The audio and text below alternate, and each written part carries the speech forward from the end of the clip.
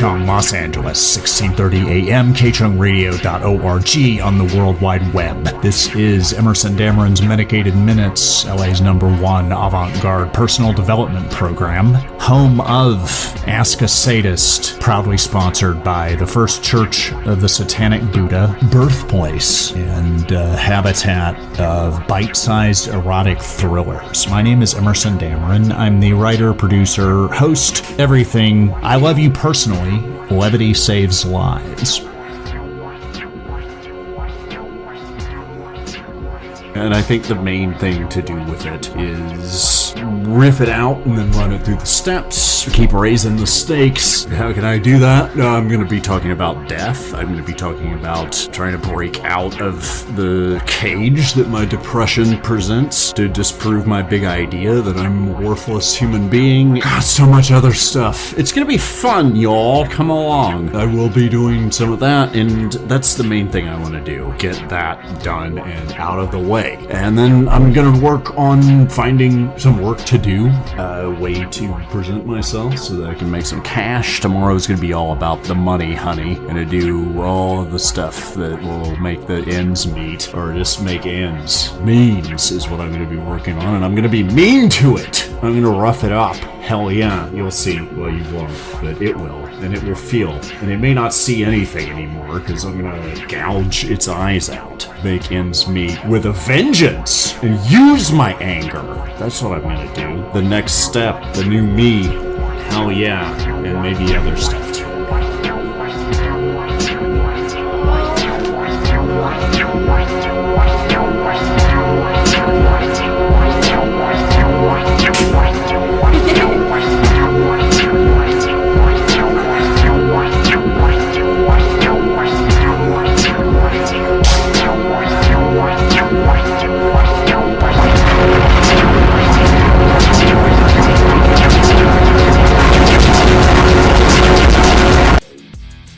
Life would be so much easier, so much less confusing if it didn't have so many other people in it. People are confusing, right? They're frustrating. You don't ever really know what they're coming from. It's hard to read. It's hard to pick out the signals. It's hard to do the dance. People surprise you. You don't really know who your friends are. Prankster Alan Abel, in 1979, faked his own death, and at the beginning of 1980, he placed his own obituary in the New York Times, and the reactions of his friends to the news of his death surprised him. Some people he barely knew were brokenhearted, and some people he considered his best friends, his MySpace top 8, just shrugged. So you don't really know who your friends are until you alienate everyone, and of course you wouldn't do that. That's not in your nature. But you do have to wonder sometimes why we can't just be real with each other. The reason is nobody wants that. That would be boring, it would be oppressive, we're headed toward that. Our private lives fully exposed, it's gonna be hell. We're not ready for that. We like the mystery. You like stories where there are stakes, where there's suffering, where there's drama, conflict, mystery, and intrigue. Life needs stakes to be interesting and to be worthwhile, to keep you engaged. When life gets boring, you get pulled into dangerous, poisonous distractions. Because you're missing the drama, you're missing the action, the lust, the erotic intrigue, and the push-pull, the friction. Risk and freedom cannot be sacrificed. Life is not worth living without them. If you're willing to take a risk and be free and understand that freedom hurts and requires you to challenge a lot of your assumptions, which can be really uncomfortable at first and can provoke cognitive dissonance, if you're willing to embrace that, you will discover that security and safety are a lie. So you sacrifice your risk and freedom on the altar of security and safety and a sense of continuity and knowing what comes next. You are deluding yourself, because everything is always in flux, and everything is theater,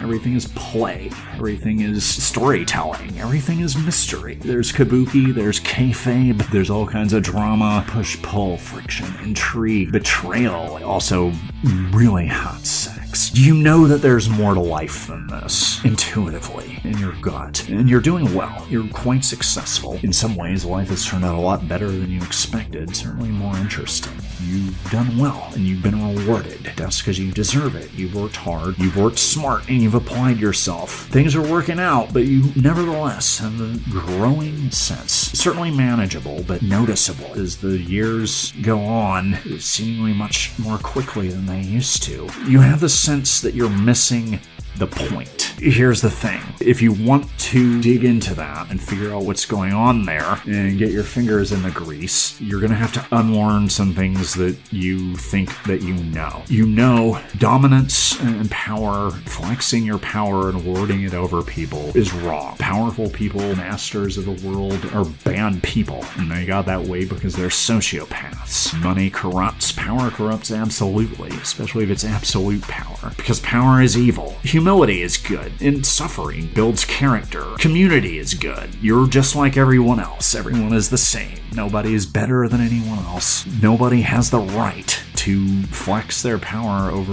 everyone else. Except that that's totally wrong. Power is value neutral. It's necessary to get anything done. Martyrdom is taking power in a Rube Goldbergian way. That's an example of power. Power is much more complex and multifaceted than your narrative would indicate. And power can be good. It can also destroy you. But you have more power than you know what to do with already, and that's why it drives you crazy, because it can blow up in your face. It can take out your whole neighborhood if you don't figure out how to use it. But here's the thing. Power is responsibility. You're responsible for the power that you have, whether you're owning it or not. And your power is scary. You're right to be afraid of it, because it can kill you and everything you love. But mastering your own power is the work of a lifetime, but it cannot begin until you acknowledge that you have it. When you do that, you might get a little excited, because your power is sexy. So it makes you a sexy MF. You already knew that about yourself. You just have to own it. Don't be scared. Don't be shy. It feels good. Come on in. The water's fine. It's got bubbles in it. You're a basically good person. You know, you're hardly perfect, but that would make you boring and untouchable and kind of plastic and evil and unknowable, kind of disgusting. But you're good. You put other people first. You're kind. You're considerate. You do the right things. You hold the door for people, and you defer your own gratification. You don't complain, but you do kind of resent people. You're not getting back from the system what you're putting into it. You're a good person. You don't burden people with your own needs, and they don't get met. People should just figure out what you need and do it for you, because you're a good person. You deserve that. They should just know, but they don't. If you're not taking care of yourself, no one else will. Here's the truth. You might be more intuitive than other people. You might be more intelligent. You might be more soulful. You certainly have qualities they don't have. And if you're thinking about these things deeply, which is why you're here, you got the edge on a lot of people. Frankly, well, most people are walking around in a walking daze and don't know what they're doing. Neither do you, because nobody knows what they're doing. But now you know that you don't know what you're doing. And that is true leverage, power. And that gives you the responsibility to dominate people when they're asking for it. If you run into somebody and it's clear that they don't know what they're doing, put that person in a headlock and give them more than they want. You're doing them a big favor, especially if you're getting them out of the cockpit of whatever plane they were about to fly into the side of a mountain. But you can only do that because you know that you don't know what you're doing. Life is a game. You know that pleasure feels good, and so does fun. And there are different kinds of fun. There's a bad buzz and a good buzz. There's the fun that you put on a credit card, metaphorically or literally, that creates greater pain down the road. And there's flywheel fun that creates more fun. That's the fun you want to go to, but you want to go toward pleasure. And that's what life is about. It's not about self-sacrifice, unless that's what gets you off. It's not about money. It's not about sex per se. It is about pleasure and fun, and that's really the whole game. And life is a game. It's theater. Everything is in flux, and you can cut out your moralizing. It's exhausting. You don't really believe it yourself, which is why you're a raging basket case. It's because of the cognitive dissonance, because you're not buying what you're selling because it's worthless. Get over the moralizing crap. Just cut it out. Live a little bit. Find out what's actually true for you. And that involves understanding that life is a game, and it's about pleasure and play. It's why plants turn toward the sun. It's why butterflies are free. Be in that. adopt the playful philosophy of the seducer, the libertine, get a little bit decadent, fun-loving, embrace the sadism or masochism within you, dominate or submit because it feels good. And because it feels good, it is your responsibility. Any sort of portentousness or ominousness that comes with any connotations of the notion of responsibility will be easily mitigated by the fun that you're going to have when you get all kinds of hot in the crotch from embracing the pleasure and the play and the fun and the flux and the theater of life. Let go. Do it. Wake up. Show up. You're already here. Come on.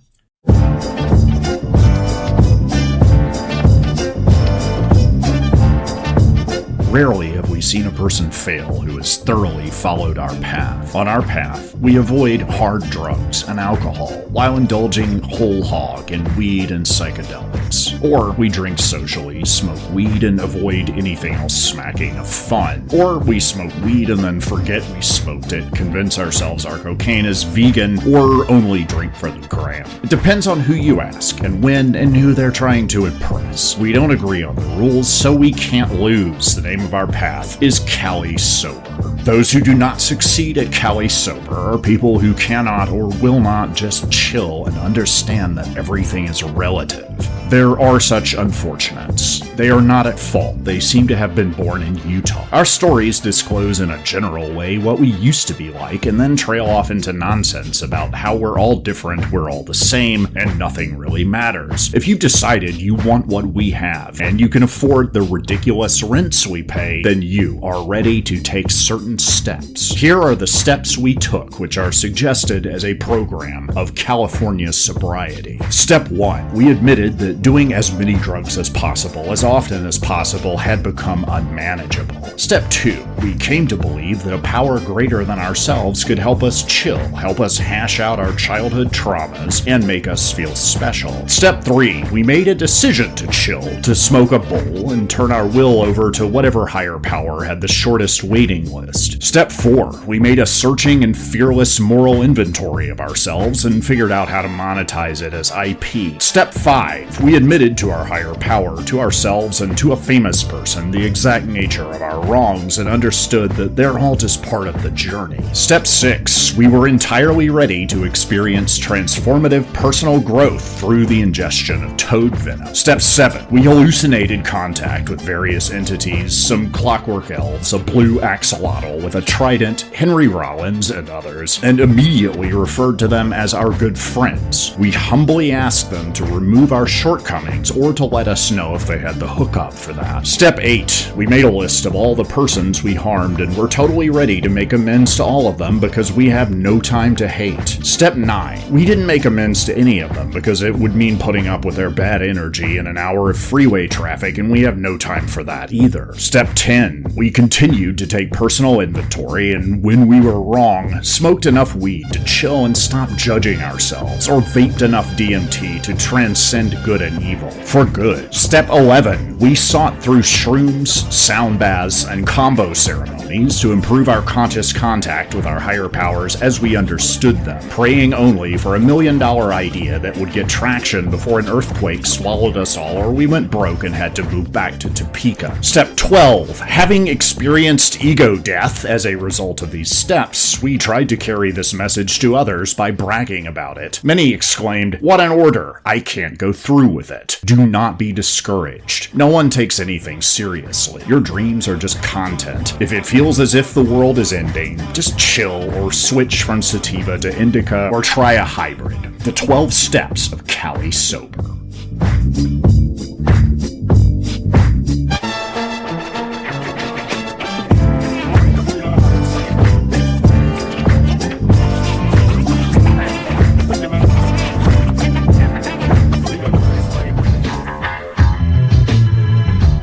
When I met her, I knew she was tough and tender, but mostly tender. The toughness was played up, genuine, but also a coping mechanism. A facade at the extent that she played it. I treated her like a pal. We had a lot in common. We were both conversant about art, great literature, and psychedelic mushrooms. She was a serious person with a lot of responsibilities. Sex is where people hide things. Our sexual personas can be almost like photo negatives, the selves that we present that we want to be identified with professionally, socially, or to ourselves even. Everything gets hidden in the sex. She was so busy, competent with it, responsible and respected and taken seriously, and such a good girl that she would do anything to get dropped down like a bad one. Humiliated, used, degraded. I made her my dirty little else, and she couldn't get enough of it. And she would do anything to get tossed. Cooking, gifts, and treats and vacations that I specifically asked for. When she was preoccupied or out of town, she would find toys for me to play with. Sometimes younger women adjacent to her friend group that she mentored. At first, it was women of the type that she preferred. And we got some explosive electromagnetic threesomes and foursomes out of that. And then she started coming through with the girls I like. Rock and roll girls, a little dirty, a little edgy, artsy, not yet thoroughly corrupted, ready for it. Cognizant that there's a first time for everything, and it's probably going to happen soon. I was taking advantage of her, but not. She did all of this because she loved me. She knew it was part of the deal. She wanted the taste, and she went above and beyond to get it. And it was a wonderful relationship. I would say for both of us. I felt loved, desired, longed for, worshipped. I felt like a...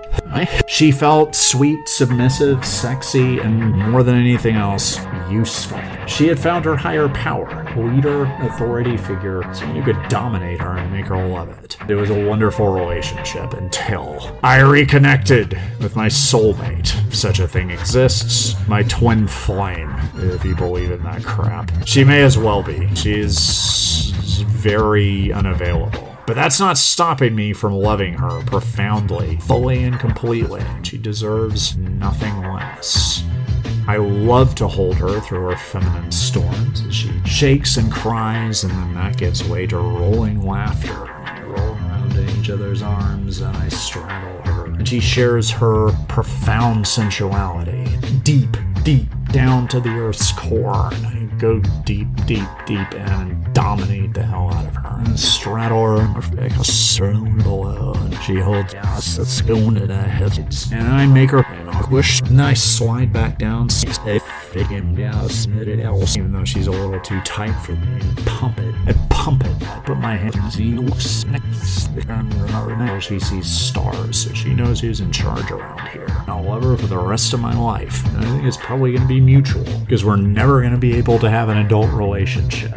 We can let each other down, but not catastrophically. Domestic bliss usually does it. That's my twin flame. When she's around, we can't stop pounding it out. We got caught. Last time it was by her husband. This time it was by my ultra-compliant girlfriend, who, it turns out, had some festering resentments around the third parties that were entering and exiting through the revolving door in our relationship. I kind of had a feeling, but I didn't want to press the issue because I didn't want to stop that train. But that's when it became untenable. That was the end of what, in a practical, material sense, is certainly the best relationship of my life. And I was not in a hurry to get in another one because I reconnected with the love of my life, and she was unavailable. So I didn't have to have a relationship with anyone else. This is good. Everyone's horrible.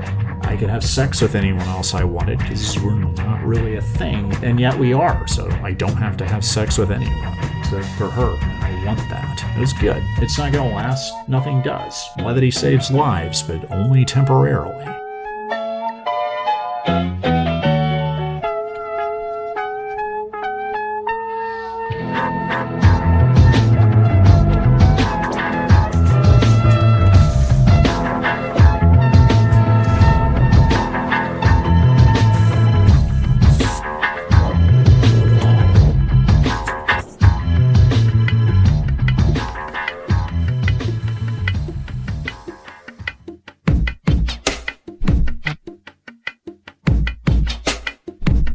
if I made it, if I really broke through, if I made it as much as it's possible to make it, and then made it a little bit more, because that's the kind of success we're talking about here, purely theoretical realm, so we can succeed as hard as we want. And I did that to the point where it's impossible for me to take the L. Nothing is a risk, nothing is an expense. That's how hard I made it. If that were the case, and I had the power to do so, I would save everyone. No questions asked from all of this. What's it to me? I've made it so hard that I have no hard feelings anymore. Things could not have turned out better than they did, so why would I be mad at anyone? And it's impossible for me to take the L. I can do whatever I want and set it all on fire and it'll all just come back. I'll just make it again. That's part of making it all the way and past that. I would save everyone from this, all of this. That's the first thing I would do. So why is God a bigger asshole than I am? Not just me, like everyone I know. If I knew someone that was as big an asshole, as petty and vindictive and violent as the Old Testament God, I would end that friendship immediately and not feel bad about it. Also, needy, weak,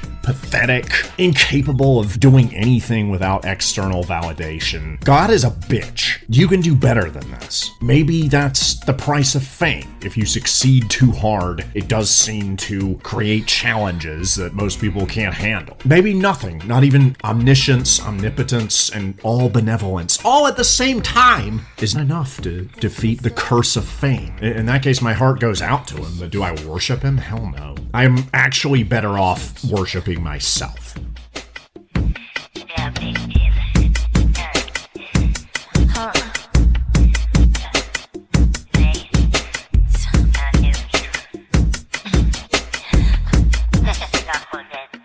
Things to do that might help. Go outside. You promised yourself hours ago that you would go outside. Did you? No. You did not. You haven't been outside much of at all in the last few weeks. You used to go for walks. What happened? Are you scared? What is this? You don't talk to people. You're scared to death. The more days that go by and you don't talk to another soul, the harder it feels like it's going to be, which is the thing that does the most to make it hard. And it is not insignificant. When you think something is going to be a miserable experience, that goes a long way toward making it one. Not saying that it wouldn't be anyway. If you're out of practice, you're not going to have a great night the first time you go out. You're not going to have one of those nights where everything just comes together, and if you do, that might be the worst thing that could happen. It's like getting up doing stand-up the first time and you kill. You're going to be chasing that dragon for the rest of your life. A lot of the rest of your life. At least the next 10 years is going to be sucking out loud at stand-up comedy, or in your case, getting out among the public, which is something that you have not done much of in the last calendar year and change. Human interaction has a lot of variables you can't control, so make sure you're maxing all the variables that you can control. Hydrate, exercise. Don't listen to as much sad music. Listening to sad music makes you feel worse. It doesn't help.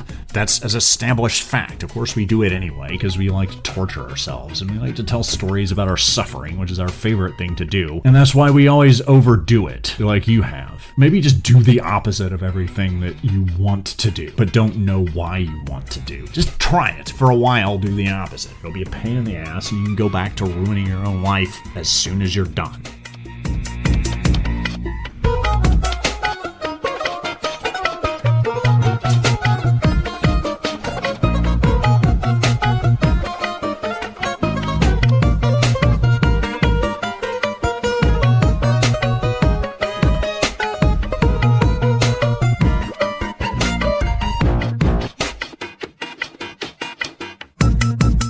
Let me tell you a story. As this goes on, pay attention, not just to the words, but to how you feel about the words in your body, deep down in all those places that are so energetically charged that it's a little scary to go there. By the end, you will know me and yourself much more intimately than you ever expected to, than you thought you would ever be able to. But you are, because you have courage that you're afraid to express. That is so powerful. With me, it's all about pleasure and power. I have this friend. We're pretty tight. He asked me once, how should I solve my problems? And I said, let me get back to that. I'm amazed at how disgusting you are. entranced with your vapidity, shell-shocked at the warmth of your heart and the depth of feeling I see when I look deep down in your eyes, deeper than I ever expected to, penetrating, opening all my windows and doors and saying, "Seduce me!"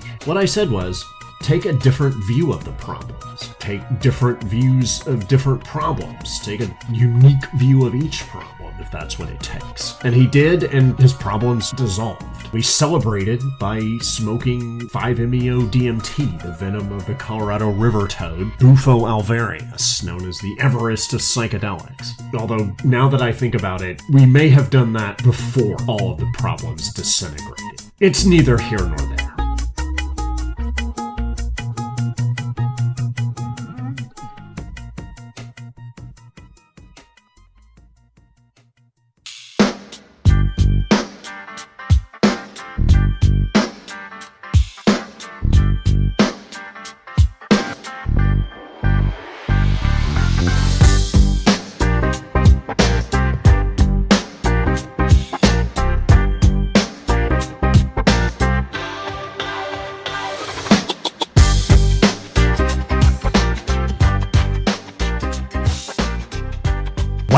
Welcome. I'm glad you're here. I'm very excited for the ideas that I'm going to share. Really just one big idea that I'm thoroughly confident will save your life. I'm seriously thrilled about it. I'm experiencing a whole spectrum of positive emotions. That is not a typical day at the office for me, as you'll discover. I used to care very deeply and profoundly and dangerously about almost everything. All sorts of things. I cared way too much. I just cared about whatever happened to be going on in front of me. And it was more than I could handle. I oscillated wildly between anxiety and depression. I sought out depression as a relief from anxiety, and then I sought out anxiety as a relief from depression. There wasn't much I could do about most of the things that I cared about. And I knew deep down that I was wasting my energy. I was driven to care, to be invested in my life and the times that I was living in. Caring is its own punishment. As I discovered, it wears down the nervous system, it wastes your time, it takes your focus off what really matters, which will soon be revealed. That's foreshadowing. In literature, it's an open loop in marketing, and I put it there because I care about you, and I care about this big idea. This is my retirement tour from caring. I'm going to care just long enough to share this big idea, then I'm going to hang up my jersey. It's so important that I want to share it with you, and that is that much as caring is its own punishment, apathy is its own reward. The correct approach to life is apathy. The less you care, the better off you are, and you should really focus your energy on getting your level of caring down as close as you can to zero. There is an art, a science to not caring. Primarily, it is a daily practice. You are what you do every day. You are what you don't do every day. If that's part of the practice, this practice is the practice of learning not to care. I had to learn not to care. I was not born not caring. It was a very deliberate practice with a lot of trial and error, a lot of frustration, a lot of caring a lot more before I learned to care a lot less. And one of my goals in sharing this information is to make things easier for you. Share what I learned so that you can learn from what I've already figured out and not care as much now and then really not care later when you're truly done caring. What this really requires is a fundamental mindset shift. It's a rewiring, not just the way that you think, but the way that you perceive the entire world, the frame that goes around the picture of your life and your perception and who you think you are. And what this means is that your practice is cultivating the attitude of apathy. It begins with admitting the problem. The problem is that you care, probably way too much. That must be followed by contrary action. And in this case, a commitment to change and rearrange first your thinking, then the stories you tell yourself about yourself, your commitment to caring as a form of suffering, self-abuse, self-sabotage, and then you will be on the royal road to a life of magical, mystical apathy as your spiritual practice. Caring is caused by neurotic idiocy. Is caused by the misperception that anything matters. Almost nothing matters. Very few things do. Some monks and contemplatives devote their lives to trying to figure out what those perhaps half a dozen things are. They stare at the sides of cliffs and sit in silence for months, possibly years, in the attempt to figure this out. Some of them believe that they have, and they've tried to share that information, but it gets lost in translation. My belief is that the things that are worth caring about are largely ineffable. There's very little hope of getting enlightened in that way in this lifetime, so you're really better off cutting your losses and not caring about anything. That will solve the major problem in your life. The contemplatives are right about one thing. Meditation is your friend. By this time, you've been hit over the head with meditation for the last many years, thousands of years it's been around. If you've lived previous lifetimes, you're probably hassled about meditation in previous incarnations. You're getting a lot of stuff about it now from Tim Ferriss and Sam Harris and your therapist and people on dating apps. If you live in Southern California, as I do, everybody wants to meditate. They want you to meditate. They're right, unfortunately. They are annoying, but they are correct. Meditation is not a nice to have. It's not a cute woo-woo new age hobby. It is absolutely crucial to make sense of the modern world, and the way to do that is by managing your emotions and eventually killing them dead, murdering your feelings, absolutely slaughtering that part of your experience. It will be much easier to not care. You will open up whole new vistas of possibilities and capabilities that you were not aware of before. The next thing you want to do, physical exercise. Also not news to you that this is a good idea. You want to hydrate yourself, move around every day, get into your body, which gets you out of your head, out of your heart and soul and those conceptual places, and into the physical realm where you can rely on your animal instincts. Get jacked, because that makes you dumb. Or it makes it easier for you to be dumb, because you're hot,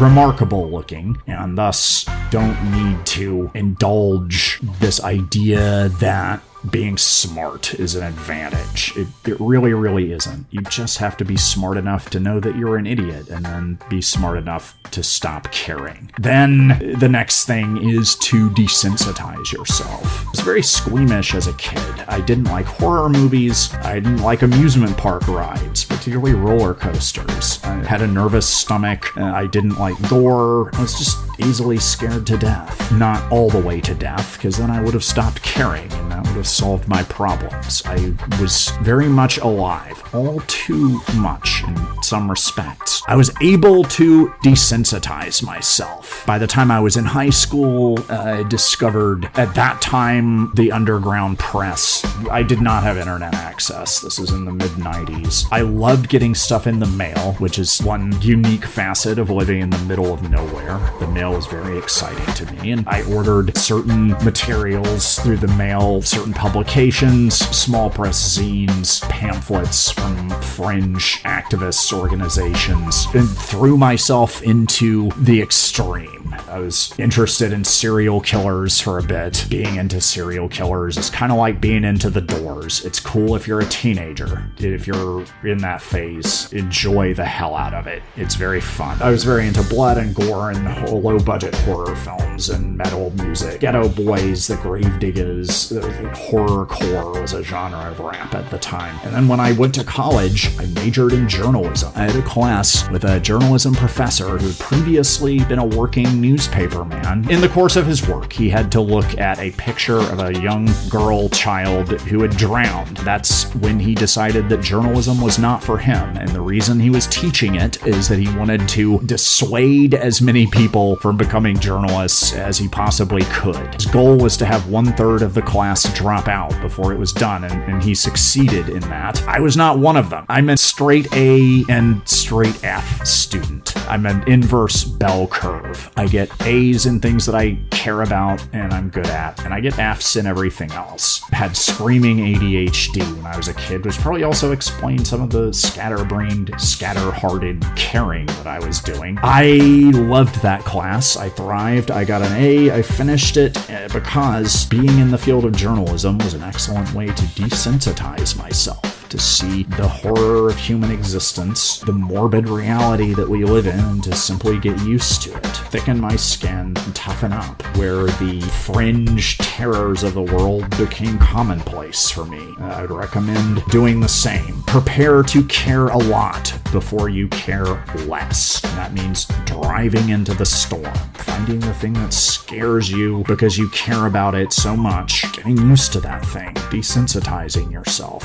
Have someone drop a bag of spiders in your bed if that's what you're afraid of. You won't die and you'll care less after that. It is a process. You will care the most before you stop caring. So I remind you, as the saying goes, don't quit before the miracle happens. In a blink, the lights will go off. You will be in sweet, sweet darkness and silence. Another way to cultivate the attitude of apathy is to get good at shrugging off the things that are hardest to shrug off, which would be your successes. If you can be apathetic about your wins through meditation, desensitization, etc., you will find it much easier to shrug off your losses as well. If you're shrugging off everything, you are what you do every day, and you become that thing. You will become what you are, and you won't care, and it'll be glorious. For now, self-care is important for now. Take care of yourself, hydrate, work out, as we mentioned, meditate. Be kind to yourself, be generous. This isn't really worth caring about that much. Yes, it is, but you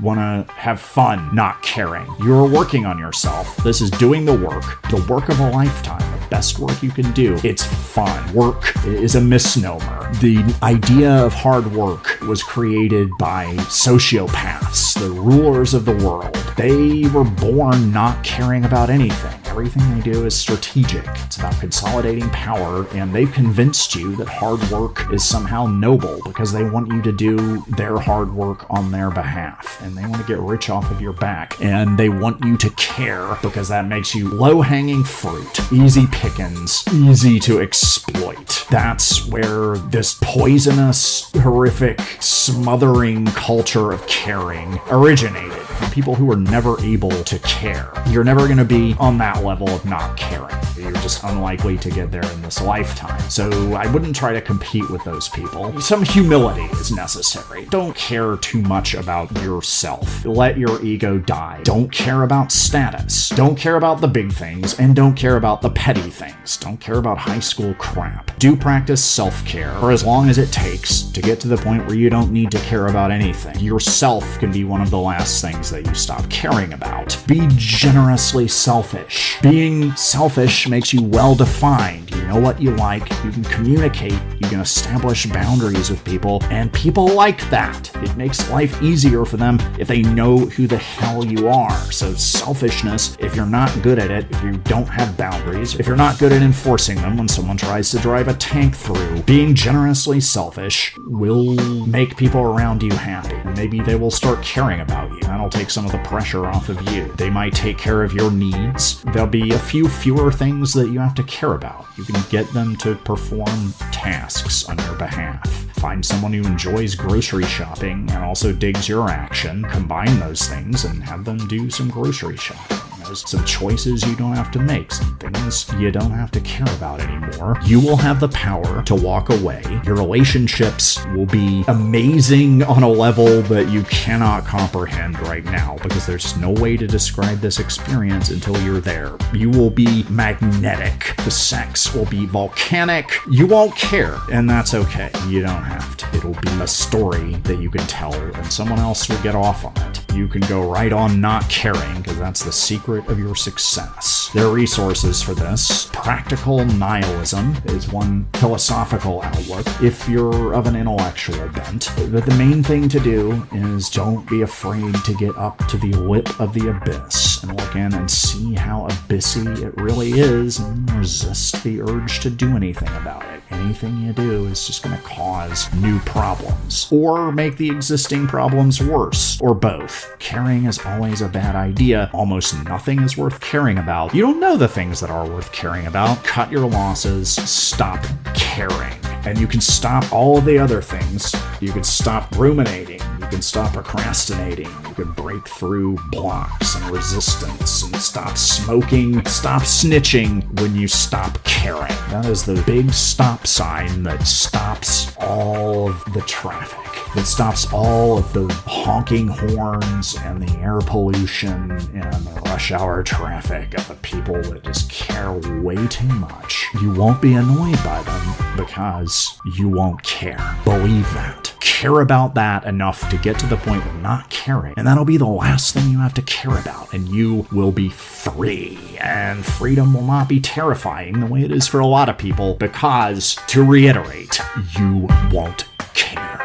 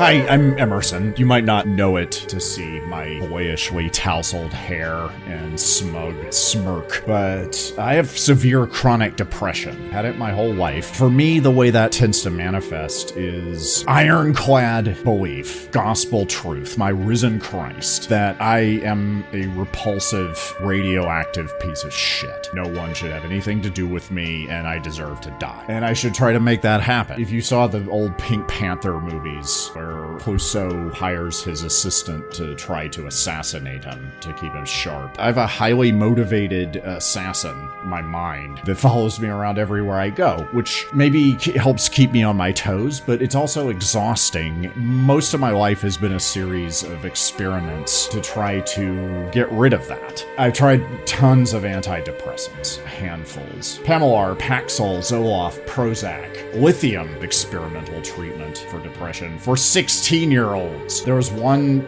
It was Paxil.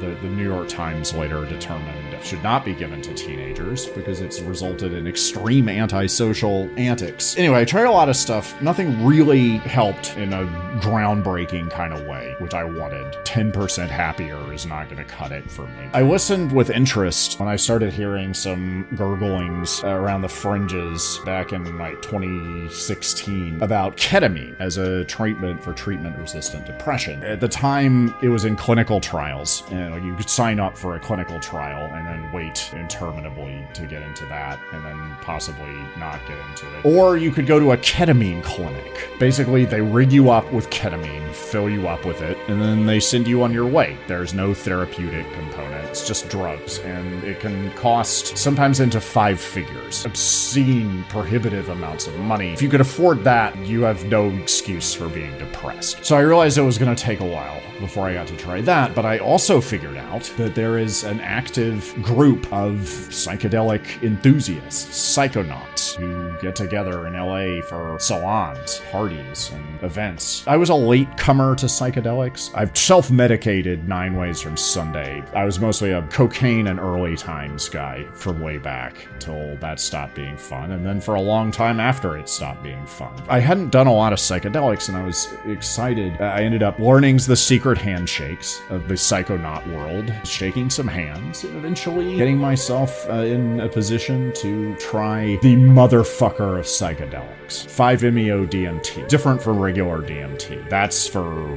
weaklings. This is the venom of the Colorado River toad, which used to be called Bufo alvarius. It's a toad that sleeps for 10 months out of the year, and when it wakes up, it secretes venom that is a psychedelic baseball bat to the head. The experience is ineffable. It's completely indescribable. I've done it 4 times now. It varies from time to time. It varies wildly from person to person. But I'm gonna, as I always do with the ineffable, I'm gonna see if I can F it. My experience of it was I showed up in the home of a very enterprising young woman on the scene of really some of the best people I've ever met. Like some of the psychedelic folks have definitely been the cream of the crop in terms of people I've known. They can be a little evangelical. Some of them have flowers coming out of their mouths when they talk about psychedelics and will give you the idea that they can fix everything when really they're more like big homework assignments. You have to do a lot of the work. They show you where you're stuck and then you have to work on that. There's also some folks who are obnoxious. In the psychedelic integration circles, there's a lot of like people bragging about ego death, or I saw God dick measuring contests. If you do this, you will have the experience of there is no separation between you and God. When you cease to exist, the lines of demarcation are gone. If you bring that back as your ego returns and you interpret it as I am God, that can excuse some pretty horrible behavior on your part, which explains some of the people that are involved in that scene and why it's having some problems. It gave me the experience of dying. I will always be grateful for that. The way it usually worked with those experiences in general is I would be scared to death right before I did it. I would be very optimistic leading up to it. I would make lots of things happen, go way out of my way to make it happen, and then when the time came, I'd be like, oh no, I don't want to become someone else. I don't want to start believing in God. I don't want to be exposed to the true beauty of the universe. I'm not ready for that. I'll never be ready for that. I'm gonna die. I'm gonna be one of the people who dies. I'm gonna die with this hippie waving sage around me. Life is theater. She's just really good at the hustle. Anyway, I'm gonna die with her waving sage around. You know, it kind of figures. Let's fucking do this. I took a big hit. Orgasmic, explosive, propulsive, mindfuck, absolutely devastating, exhilarating ecstasy. You are flying through the universe. Terrifying and exhilarating, and shows you how there's really no difference between that and they're matters of interpretation. Without interpretation, you got nothing. You are completely unmoored from reality, and when that happens, that can go in any number of directions. In my case, I saw a trap door in the fabric of the universe just swinging open. I said, fuck it, I'm going in. Let's fire it into the sun. That's a mixed metaphor. I like the sun better. I think people will get that more. I went sailing right into it, came to, sort of. It felt like it was really happening. I had no sense that I'd taken a drug or that this was going to be over in 15 minutes, which it is. It's the longest 15 minutes of your life. While I was in it, I didn't know any of that. I just knew that I was in deep in the woods. I could see an abandoned, rusted out Honda Civic nearby. I found my driver's license, which said Emerson Penn Dameron III on it, but I knew that it wasn't my driver's license because I knew that I was dead. His problems were no longer mine, which made them kind of hilarious. I was being reabsorbed. I was a drop of rain hitting the surface of the ocean, reabsorbing into a universal consciousness from which I came. Life continued. I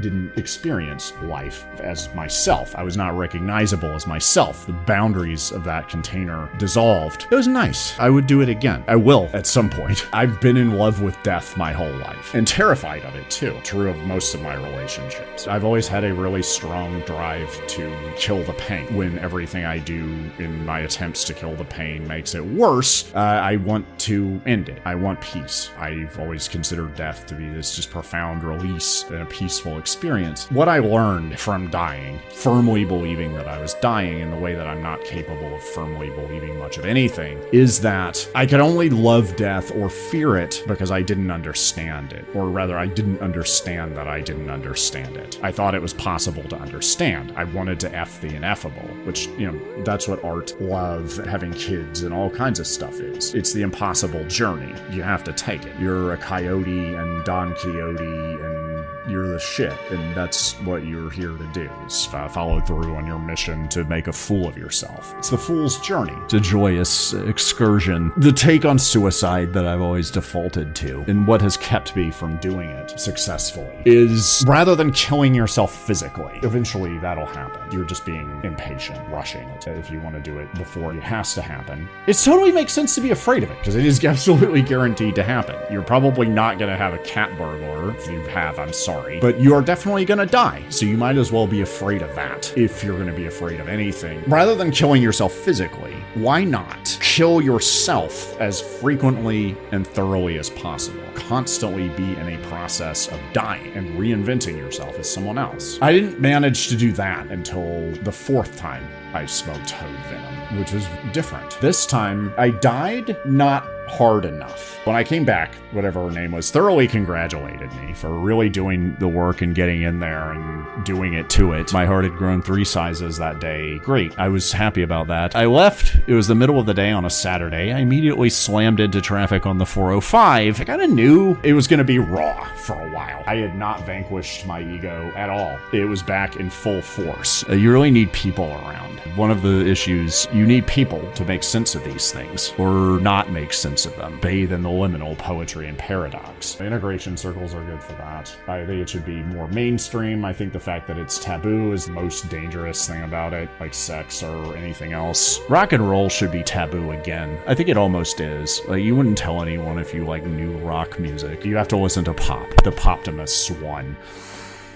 And I'd like to thank Bufo Alvarius for helping me get there. If you're gonna do that now, which I can't unconditionally recommend, it worked out well for me. I got to experience death. Will you be that lucky? I don't know. Past performance is no indicator of future results, and it's a terrifying experience. I don't wish death on you, because I don't need to. It's gonna happen anyway. Would I recommend it? Possibly. I don't think people are called to anything, but if you get the sense that like this is really going to open things up and show you what you need to see, and you can learn what you already know and forget you forgot how to do it, look into it. Get the synthetic stuff, because the actual toads, people are going around harvesting them. It was trendy for a while. I think there's now a psychedelic backlash, which sucks, because that's the one thing that's really helped me. I go to bat for it, for the psychedelic baseball bat to the head. I really changed, and I don't like pat stories where what I learned that day is that really we're all the same. We kind of are, but try to be more subtle or not. It's hard to get attention, so maybe just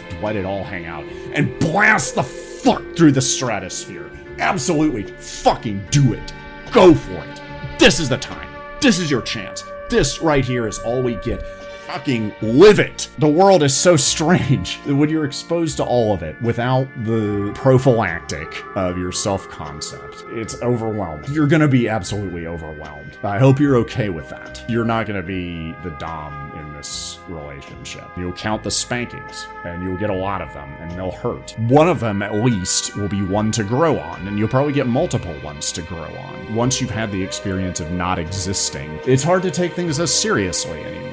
The problems are still occurring, but they're happening to someone else, which, again, makes them kind of hilarious. I love drugs. Become wary of psychedelic exceptionalism. I highly recommend reading the book Drug Use for Grown-Ups by Dr. Carl Hart, who takes issue with the romance, the shroud of positive valence that is formed around psychedelics, in particular over the last few years, as tools of personal growth and optimization for already wealthy people. It's going to change you a little bit when you fucking tear yourself a new asshole. Tear yourself a million new assholes. Get fucked by the universe in holes you didn't even know you had. Throw yourself into the fire, and then into the ice, and then into the earth, and way up into the air, and just keep flying and flying and flying. Are you flying or falling? What's the difference? How can you tell? There's no up, no down, no right angles anywhere. What is going on? How do you know it's going to be okay? It's not going to be okay. It's never been okay. You don't want okay. You need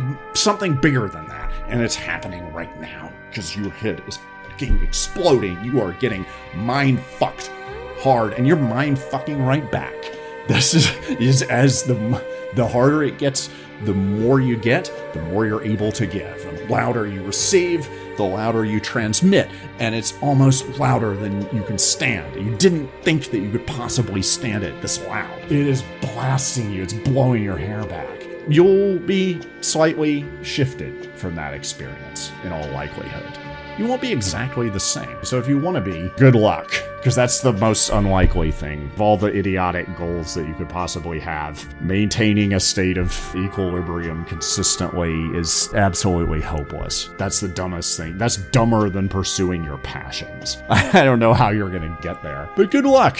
And let me know how it goes. I have spent my whole life trying to fight my depression. Tried a lot of things that either did more harm than good, or basically, on balance, left me right where I was. Got into psychedelics in order to see if I could change that. I got more than I asked for, because I didn't want to be happy, necessarily. Happiness is not necessarily a false goal. I think it makes a lot of false promises. I got to die. Any day above ground is a good day. I found that being below ground kind of also made things interesting. It's really in how you interpret it. So go die. Emerson Dameron's Medicated Minutes, LA's #1 avant-garde personal development program. Medicated-minutes.com. Levity saves lives. For now, K Chung, Los Angeles, 16:30 a.m., kchungradio.org.